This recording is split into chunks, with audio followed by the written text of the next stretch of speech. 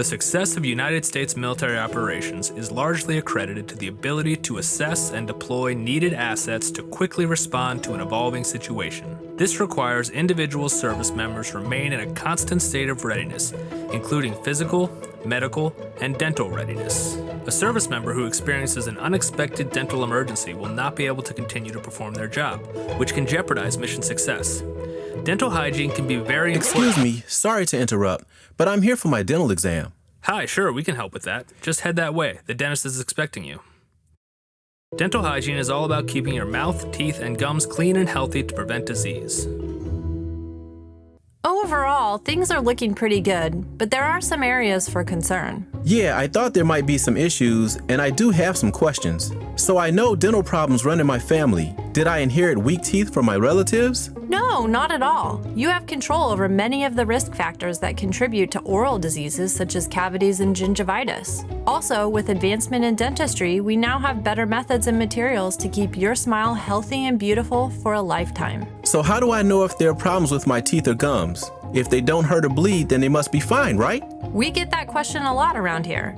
We use x-rays, bright lights, and magnification to catch small problems and fix them. If you start to have pain or notice changes in your mouth, it is best to come in and get it checked out early. Don't put it off. Okay, so what can I do to prevent these issues? I'm glad you asked. Let's review the basics. So the bacteria found in our mouths eat sugars from foods and drinks. They convert these sugars into acids, which melt away the outer surface of the teeth. Over time, this process is repeated and results in a hole in the tooth. This is known as a cavity. The tooth will need a filling in order to prevent further breakdown, pain, and eventually even death of the tooth. Roughly 20 minutes is required for our bodies to neutralize these harmful acids from the mouth after eating foods and drinks with sugars or fermentable carbohydrates. These are found in more than just sweets and candy, but also in most fruits, potatoes, corn products, bread, pasta, rice, cereal, and even chips and pretzels. Keep in mind that beverages that contain artificial sweeteners, such as diet soda, can still harm tooth enamel due to the high levels of acid. There are some foods that have a protective effect against cavities, such as milk, cheese, and yogurt.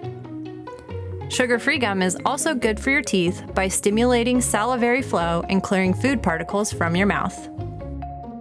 We know that people that have more than 3 to 5 exposures per day to sugars tend to get more cavities. The goal is to minimize the number of these exposures, not totally avoid them. So I don't have to totally change my diet to avoid cavities? No, just eat your meals over a short period of time and limit snacking.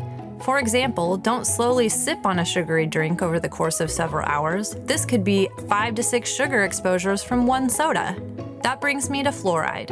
Fluoride can be found in everyday tap water, toothpaste, and many dental mouth rinses. It works to remineralize or strengthen the outer surface of the tooth.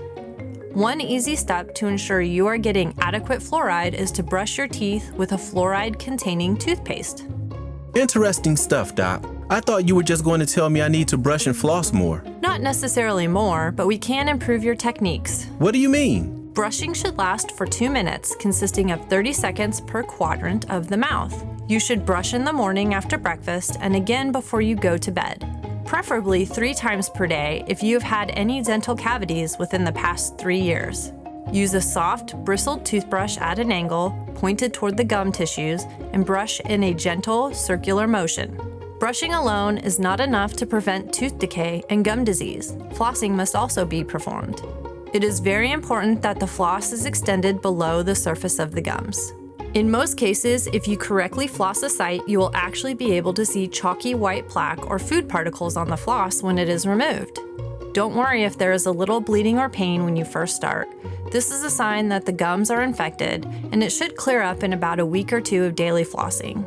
Interproximal brushes, floss picks, and pressurized water flossers are all good tools to add to your daily flossing routine. We need to floss daily because the bacteria that causes gum disease is different than the cavity-causing bacteria, but similar to cavity-causing bacteria in that it is considered infectious and easily transmittable.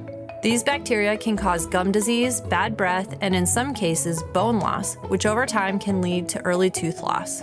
Smoking, vaping, or chewing also contribute to gum disease and early tooth loss, and significantly increases the risk for developing mouth, throat, and lung cancers. Don't worry, we're here to help you along the way. You can prevent most dental problems with 10 minutes of dental hygiene a day and save yourself a lot of costly and time-consuming dental procedures over the years.